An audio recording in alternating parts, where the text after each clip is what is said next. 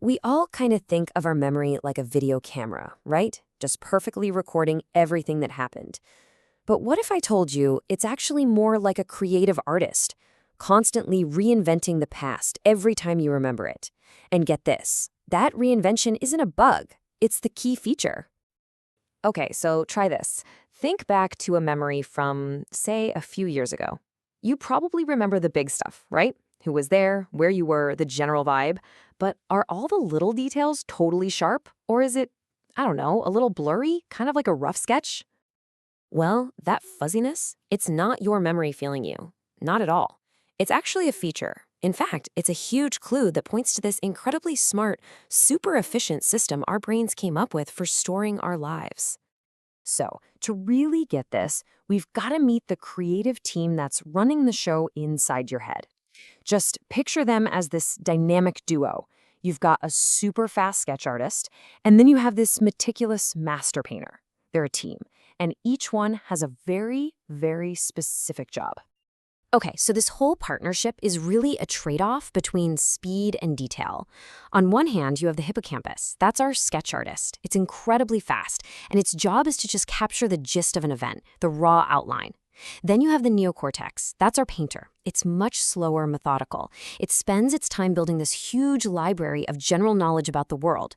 So one stores the quick, messy sketch, and the other comes in later to beautifully paint in all the believable details. So that hippocampus, the sketch artist, it's in charge of what scientists call episodic memory. The easiest way to think about this is it's your personal story, your autobiography.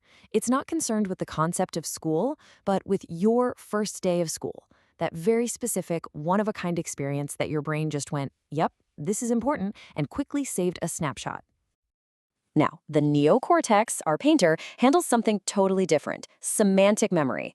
If episodic memory is your autobiography, semantic memory is your internal Wikipedia. It's all the general stuff you just know about the world. Facts like schools have classrooms, birds can fly, the sky is blue. It's the background knowledge that gives all your personal stories context. And you can't overstate how powerful this thing is. Researchers have literally called the neocortex a lean, mean memory storage machine. It's just incredible. It's slowly, carefully collecting and organizing all this general info over your entire lifetime. It's the ultimate reference library for our painter. Okay, so we have the sketch artist and the painter. But how do they actually team up when you go to remember something? Well, that question leads us to this really cool idea called the theory of semantic completion. All right, so here's the absolute core of it all. Your brain does not store a perfect 4K video of your first day of school. No way. Instead, the hippocampus just saves a compressed, kind of messy sketch. Then, later, when you want to remember it, your neocortex taps into its giant library of knowledge about schools and literally paints in all the missing details to give you what feels like a complete, vivid memory. Let's walk through it step by step. So, imagine you smell something like old chalk dust. Bam, that's your cue. Instantly, your hippocampus yanks that rough sketch of your first day out of the file.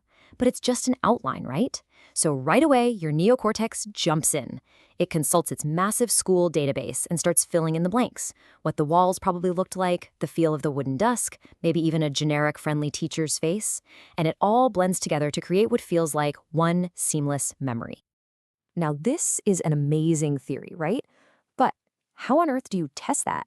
You can't just crack open a brain and watch this happen. So scientists did the next best thing. They built an artificial brain.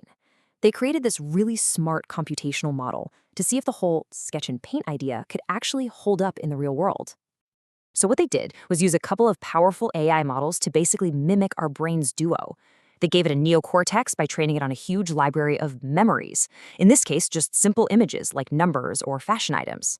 And to simulate context, they put these items on different backgrounds. And then came the big test. If they only showed the AI a corrupted, partial piece of an image, the sketch, could it use its general knowledge to fill in the rest and remember the whole thing? So here's what they did. They fed the model what you could call a degraded memory trace.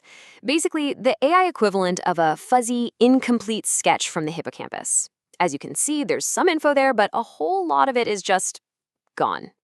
And wow, the results were just incredible. The model didn't just fill in the blanks with random noise. It generated what's called a semantically plausible completion. In other words, it used its general knowledge of what that digit should look like to paint in the missing parts, and it was nearly perfect. This was the artificial painter doing its job right before their eyes. I mean, the model's performance was just staggering.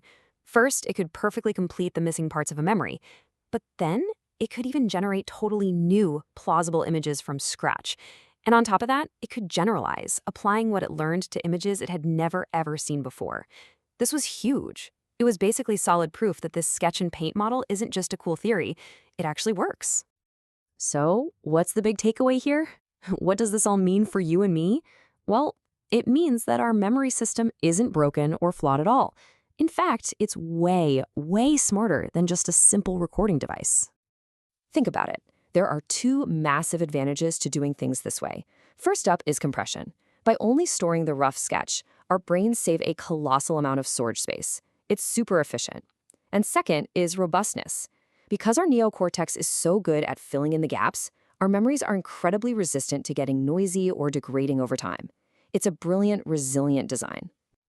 And here's something else the model proved. Something we all kind of feel is true. Context is everything. The AI was way better at remembering an image when the context made sense. You know, a shoe on a floor. That's a congruent context.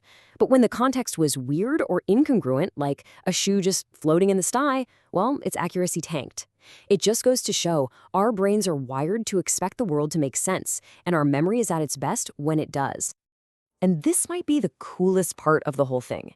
The research found that even when we misremember, our mistakes aren't just random. We tend to invent details that are plausible. They're semantically congruent.